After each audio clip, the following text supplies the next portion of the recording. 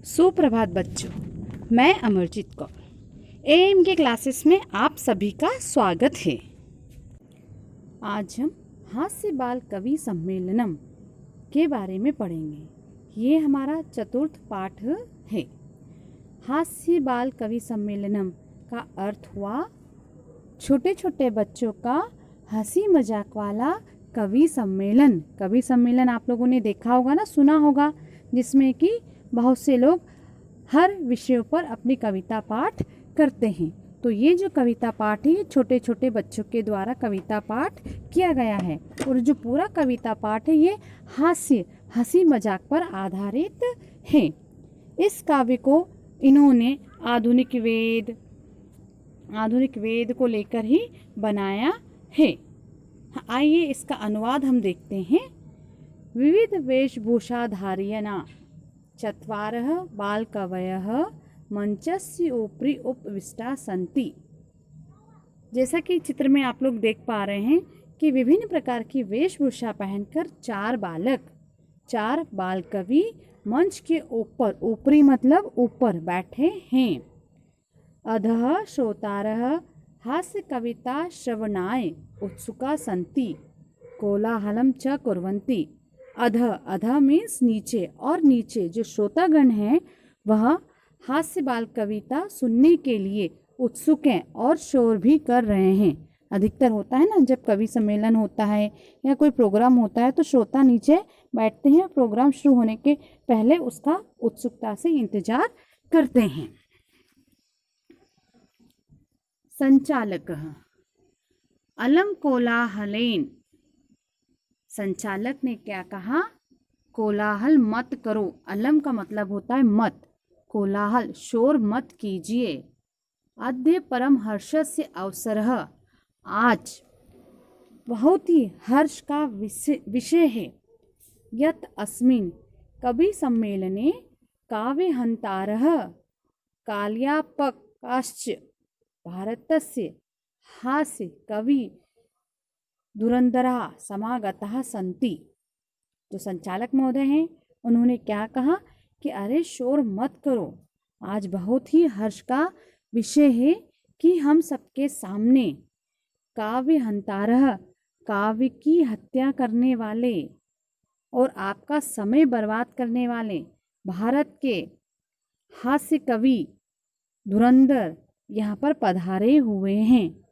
संचालक ने ऐसा क्यों कहा? क्योंकि ये जो कवि सम्मेलन है ये हंसी मजाक पर आधारित है, इसलिए उन्होंने कहा कि काव्य की हत्या करने वाले और आपका समय बर्बाद करने वाले, और देखो समय बर्बाद करने वाले हैं फिर भी आप लोग यहाँ पर बैठे हुए और उत्सुकता से उनका इंतजार कर रहे हो। एहि करतल ध्वनिना वयम एषाम स्वागतम कुर्मः। और कहा कि आप सभी तालियां बजाकर इन सबका स्वागत करें। गजधर सर्वेभ्यो अरसिकभ्यो नमो नमः। अब जो गजाधर नाम के कवि हैं, बालक हैं, वो आए और उन्होंने क्या कहा कि आप सभी अरसिक लोगों को मेरा नमस्कार।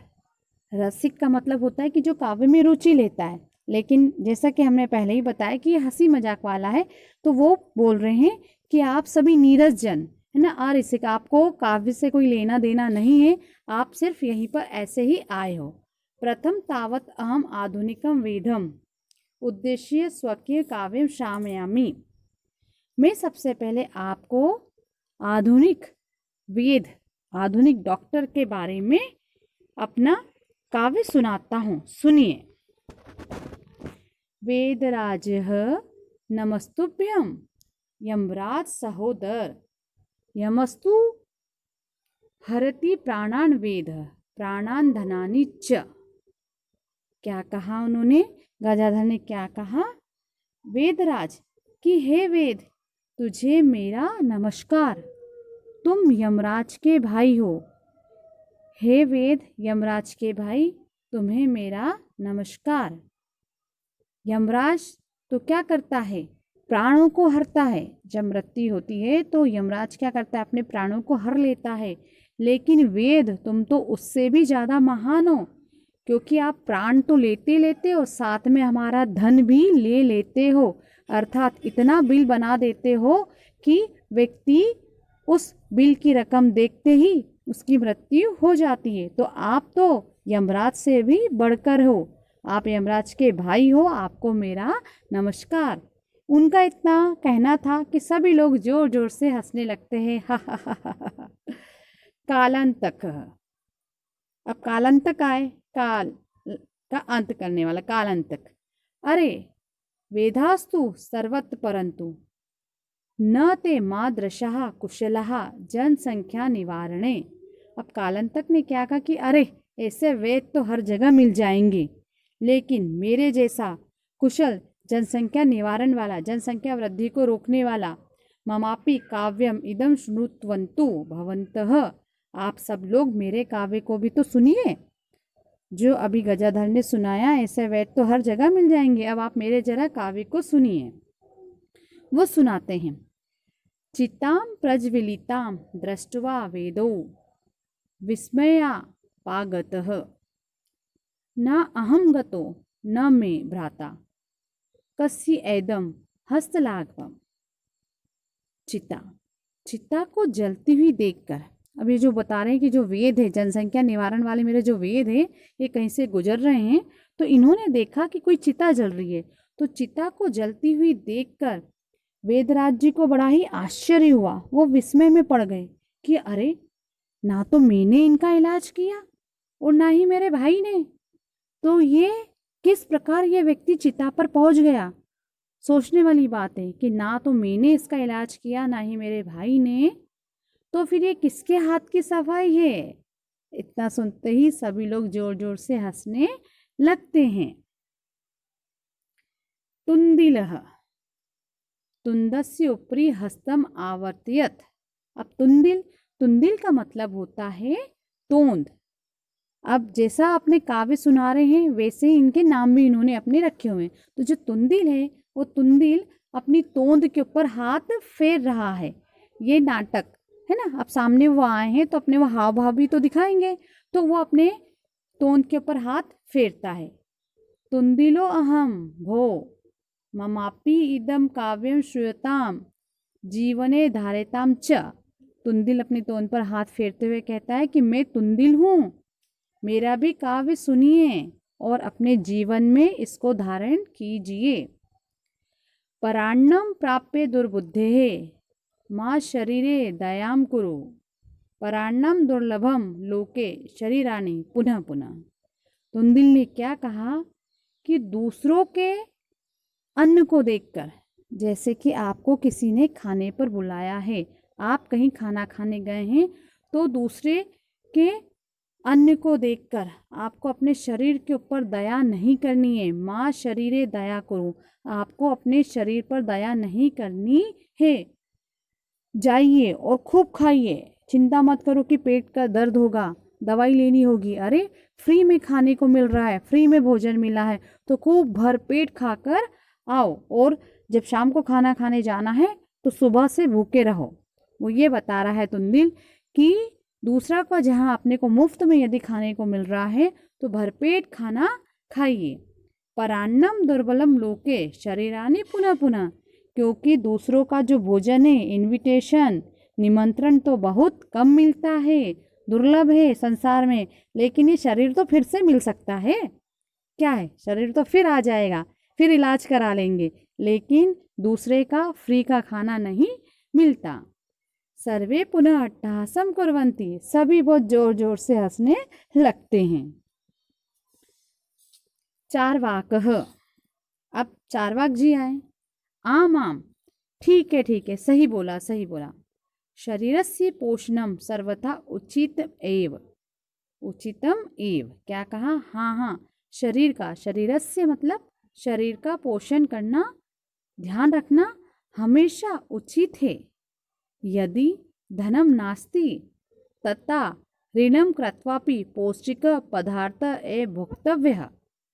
क्या कहा उन्होंने कि शरीर का ध्यान तो रखना ही होगा, आपको अपने शरीर का ध्यान रखना है। यदि आपके पास पैसा नहीं है, फिर भी चिंता मत करो, कर्जा लो, लोगों से कर्जा लो और खूब पौष्टिक पदार्थ खाओ। चिंता नहीं है कि आपके पास पैसा है या नहीं है, आपको क्या करना, अपने शरीर का ध्यान रखना है। तो लोगों से कर्ज लेकर भी अगर खाने को मिले तो आपको खाना चाहिए। तथा कथयति चार्वाक कवि। फिर उन्होंने आगे कहा चार्वाक कवि ने, यावत जीवेत सुखम जीवेत ऋणम कृत्वा धृतम पीवेत। यावत जीवेत, क्या कहा, जब तक जीना है सुख से जियो। जीवन बड़ी ही मुश्किल से मिला है, तो जीवन जब तक जीना है खूब अच्छे से जियो, चाहे आपको कर्जा करके घी पीना पड़े। क्या कहा उन्होंने कि शरीर बड़ी ही मुश्किल से मिला है, तो जब तक जीना है बहुत अच्छे से खूब खा पी कर जियो, चाहे आप लोगों को लोगों से कर्जा लेना पड़े, लेकिन आपको घी दूध तो खाना ही है। श्रोतारः त्रहि ऋणस्य प्रत्यर्पणम कथम। तभी नीचे से जो श्रोता बैठे हुए थे बीच में से वो उठ जाते हैं और खड़े होकर बोलते हैं, अरे अगर हम ऋण ले लेंगे, कर्जा ले लेंगे तो उसको लौटाएंगे कैसे? ठीक है कि हम खाने के लिए कर्जा ले लेते हैं, लेकिन उसे लौटाना भी तो पड़ेगा, कैसे लौटाएंगे? वो बीच में ही पूछने लगते हैं। चार्वकः श्रूयताम मम अवशिष्टम काव्यम। तब चार्वाक कवि ने बोला, अरे अरे रुको भाई, इतनी जल्दी मत करो, अभी मेरा काव्य पूरा नहीं हुआ है, जरा अगली पंक्ति पर तो ध्यान दो, धैर्य धारण करो, मुझे पूरा अपना काव्य पूर्ण करने दीजिए।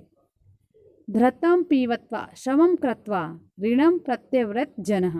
क्या कहा उन्होंने, घी पियो और मोटे ताजे हो, खूब श्रम करो, और फिर श्रम करने के बाद जो पैसे आते हैं उससे ऋण चुका दो। सिंपल सी बात, साधारण बात है कि खूब घी पियो, अपने आप को पौष्टिक बनाओ, हष्ट पुष्ट बन जाओ, अच्छी मेहनत करो, और फिर जो पैसा आता है उससे आप अपना कर्जा चुका दो। इतना सुनना था कि सभी फिर जोर जोर से हंसने लगते हैं। काव्य पाठ श्रवणेन उत्प्रेरित एक बालक अपि आशु कवितां रचयति हासपूर्वकम च श्राव्यति। अब सभी लोग इसको काव्य पाठ को सुन रहे थे, बहुत ही आनंद आ रहा था। तो एक बालक ने जब ये सारे काव्य सुने तो उसने भी वहीं बैठे बैठे ही एक कविता लिख ली, आशु कविता। आशु कविता का मतलब होता है तुरंत लिखना। उसने तुरंत एक कविता लिखी और बड़े ही हंसी मजाक के साथ उसने वह कविता सुनानी शुरू की। बालकः श्रूयताम श्रूयताम भो। सुनिए सुनिए, मुझे भी सुनिए। ममापि काव्यम, सुनिए सुनिए, मुझे भी सुनिए, मेरे काव्य को सुनिए। गजाधारम कवि चेव तुंदिलम भोज्यलोलुपम कालांतक तथा वेद चार्वाक च नभाभ्यम। कि आपने गजधर कवि को भी सुना, तुंदिल को भी सुना, जो कि तुंदिल कैसे हैं, भोज्य लोलुप है कि फ्री में खाने को मिले तो भरपेट खाओ। कालांतक जैसे वेद, अगर कालांतक जैसे वेद हो जाए तो क्या कहने। चार्वाक ने कहा कि ऋण लेकर खाओ पियो।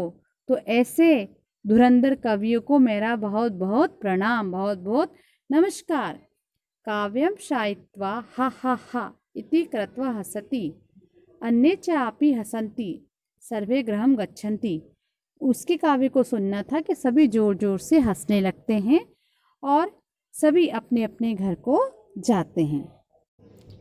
इस प्रकार कवि सम्मेलन समाप्त होता है और सभी अपने अपने घर चले जाते हैं। बच्चों, इस पूरे पाठ में अव्यव शब्द का इस्तेमाल किया गया है। अधः, ऊपरी, सर्वत्र। और कवि सम्मेलन के माध्यम से यह समझाने की कोशिश की गई है कि हास्य से, हंसी मजाक से भी हम किसी को समझ सकते हैं, किसी बुराइयों पर रोशनी डाल सकते हैं। तो मुझे उम्मीद है कि आपको ये पाठ समझ में आया होगा। धन्यवाद।